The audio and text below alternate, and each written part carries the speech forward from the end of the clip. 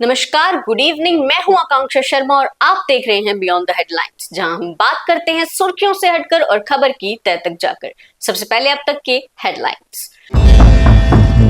जम्मू में हुई UT level security conference, security scenario और स्ट्रेटजीज पर हुई चर्चा। इलीगल माइनिंग को लेकर जम्मू कश्मीर सरकार का बड़ा फैसला, माइनर मिनरल्स ले जाने वाली गाड़ियों पर जीपीएस, आरएफआईडी और ई चालान अनिवार्य। पीएससी के तहत जेल में बंद आप विधायक महराज मलिक को मिली अगली तारीख, अब 27 दिसंबर को सुनाया जाएगा फैसला। जम्मू कश्मीर और लद्दाख हाईकोर्ट ने सर्दियों की छुट्टियां घोषित की, 1 जनवरी से 24 जनवरी तक रहेंगी छुट्टियां।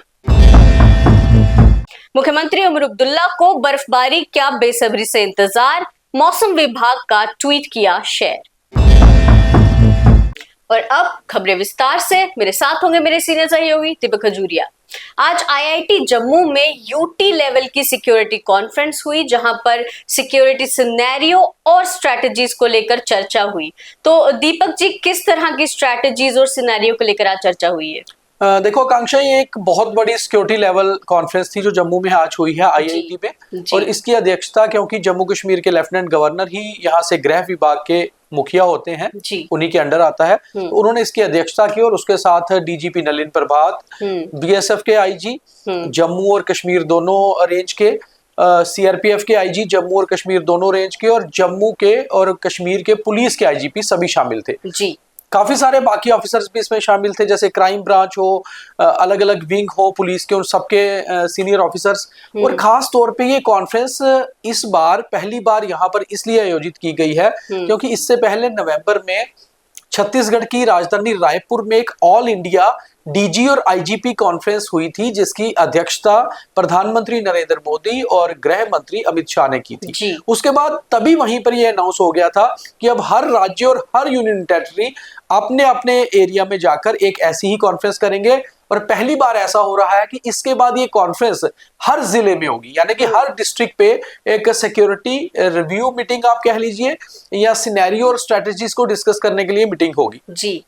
ये बैठक इसलिए भी अहम है क्योंकि इसमें 2026 के लिए सिनेरियो क्या रहेगा सिक्योरिटी का, और साथ ही साथ नई स्ट्रेटजीज क्या रहेंगी उस पर भी डिस्कशन की जा रही है। और खास तौर पे जम्मू कश्मीर में जैसे हालात रहते हैं, क्योंकि यहाँ साल 2025 बहुत ही सेंसिटिव संवेदनशील रहा है। हमने देखा कैसे अप्रैल में पहलगाम हमला हुआ, उसके बाद यहाँ पर एक डॉक्टर्स का जो बड़ा नेटवर्क था टेरर का, उसको बस्ट किया गया। ऑपरेशन सिंदूर के बाद सिक्योरिटी एजेंसीज ने काफी जो है अलर्टनेस से काम किया। यहाँ पर बॉर्डर भी है, यहाँ पर लाइन ऑफ कंट्रोल भी है, यहाँ पर सिक्योरिटी एजेंसीज और इंटेलिजेंस एजेंसीज मिलकर काम करती हैं क्योंकि टेरर नेटवर्क्स को बस्ट करना होता है। तो ऐसे में स्थिति ये है कि जम्मू कश्मीर के लिए ऐसी कोई भी कॉन्फ्रेंस जो सिक्योरिटी से रिलेटेड हो वो बहुत अहम रहती है। और ये पहली बार वैसे भी एक यूटी लेवल की जो बड़ी कॉन्फ्रेंस थी वो आज हुई है, और इसमें वे फॉरवर्ड क्या रहेगा सिक्योरिटी एजेंसीज का उसको डिस्कस किया गया है। और इसके बाद पहली बार ऐसा हो रहा है कि इसके बाद डिस्ट्रिक्ट लेवल पे भी हर जिले की एक अपनी सिक्योरिटी स्ट्रेटजीज कॉन्फ्रेंस जो है वो होंगी, और बहुत जल्द अलग अलग जिलों में होंगी। और उसके बाद एक सिक्योरिटी सिनेरियो जो है साल 2026 के लिए सेट किया जाएगा। जी बिल्कुल।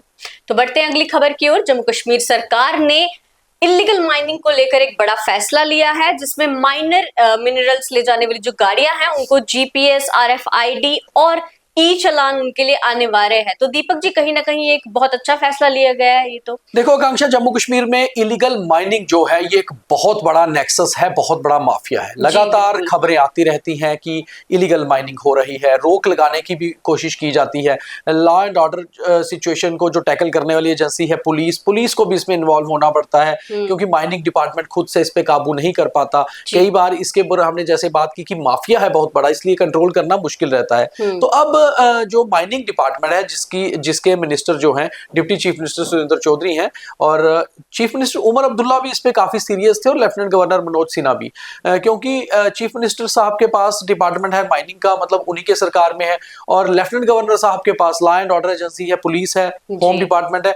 तो ये चाहती थी जम्मू कश्मीर सरकार की कुछ एक फिक्स किया जाए सिस्टम, ताकि ऐसी गाड़ियों को नकेल कसी जाए और पकड़ा जाए। तो अब ये तीन चीजें जो है अनिवार्य की गई है। सरकार ने एक बड़ा फैसला लेते हुए कहा है कि जो भी माइनर मिनरल्स जो होते हैं, जिसमें हमारी रेत, बजरी, क्रशर की बजरी जो आती है, तो जो ये लेकर जा रही होंगी गाड़ियां, एक तो उनके पास ई चालान होने बहुत जरूरी है, RFID एक टैगिंग होती है माइनिंग को लेकर, वो उनके पास होनी चाहिए, और साथ ही साथ उन गाड़ियों पर GPS फिक्स होने चाहिए, ताकि एटलीस्ट ये पता चल सके कि इस गाड़ी का क्या प्रॉपर चालान कटा है, यानी कि बिल कटाकर वो ये लेकर आ रहे हैं माइनर मिनरल्स, या फिर RFID है तो क्या टैगिंग हुई है इस गाड़ी की डिपार्टमेंट के साथ, और तीसरा नंबर अगर GPS है तो उनकी लोकेशन पता चल जाएगी, कहां से वो लेकर आए हैं और कहां पर लेके जा रहे हैं। तो ये 3 चीजें हैं। अब बड़ी बात क्या है कि ये ऑर्डर तो निकल गया, इसे इंप्लीमेंट करना बहुत जरूरी है। तो मुझे लगता है डिप्टी चीफ मिनिस्टर का डिपार्टमेंट जो है, उनकी साख जो है वो दाव पर है, चैलेंज है उनके लिए बहुत बड़ा।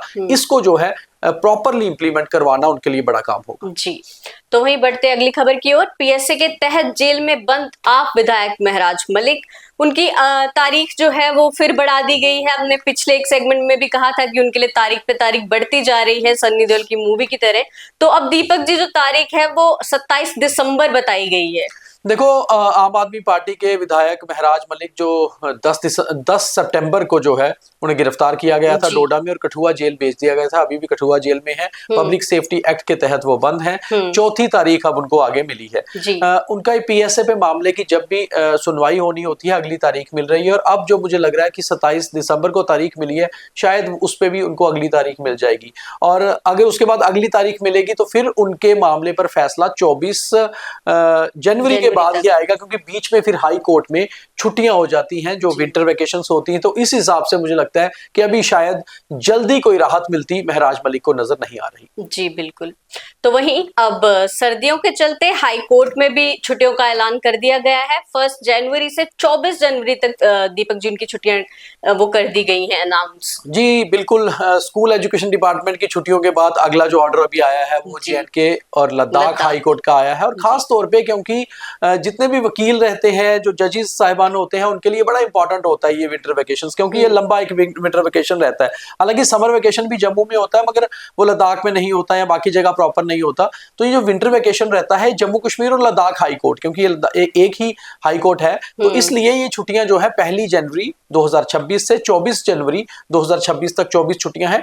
वहीं दूसरी ओर खास तौर पे इसमें एक और भी ऑर्डर इसमें दिया गया है। वो दूसरा ऑर्डर जो इसमें एड ऑन किया गया वो ये है कि ये छुट्टियां तो रहेंगी, इसके बीच में जो लोअर कोर्ट है उनमें काम होता रहेगा, मगर 1 जनवरी से 10 जनवरी तक 10 छुट्टियां लोअर कोर्ट में भी रहेंगी। तो ये बहुत जरूरी है हमारे व्यूअर्स के लिए भी, जिनके कुछ कोर्ट में मामले हैं, जिनके कुछ काम पेंडिंग है। अब उनके पास यही 12 दिन बचे हैं, कम से कम वो अपने काम करवा लें, उसके बाद उन्हें इंतजार करना पड़ेगा लंबा 20-25 दिन का अगले काम के लिए। तो ये जो छुट्टियां रहेंगी उस दौरान 1 से 24 तक हाई कोर्ट बंद रहेंगे, और 1 से 10 तक लोअर कोर्ट भी बंद रहेंगे। जो प्रॉपर एक तरह से कोर्ट बंद होंगे तो काम नहीं होगा। जी, जम्मू कश्मीर के आम लोग तो बर्फबारी का इंतजार कर रहे हैं, लेकिन हमारे जो CM उमर अब्दुल्ला वो भी लगता है बर्फबारी का बड़ी बेसब्री से इंतजार कर रहे हैं। आज दीपक जी उन्होंने मौसम विभाग को लेकर एक ट्वीट भी किया है।